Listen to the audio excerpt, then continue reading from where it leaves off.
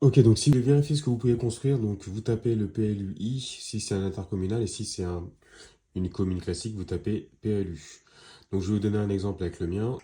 Vous tapez l'adresse de là où vous êtes, donc ici, et une fois que vous avez mis l'adresse, vous avez votre zonage. Vous avez votre zonage qui est ça, et là vous avez des explications ici.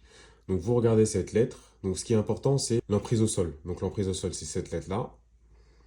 Et ensuite la hauteur maximale, c'est cette lettre-là. Et là vous avez les articles qui sont ici pour vous indiquer là où il faut regarder. Ensuite, vous descendez, vous allez prendre le règlement qui va bien, donc ça dépend des villes. Une fois que vous êtes dans le règlement, donc vous allez aux pages qui va bien. Donc si je reviens, moi, sur l'emprise au sol, hop, j'étais ici. L'emprise au sol, donc c'est la lettre E qui correspond à 40% de la surface de mon terrain. Donc là, vous avez la partie végétale. Donc moi, c'était la lettre E, donc il est à 50% de végétal. Donc l'emprise au sol, 40%.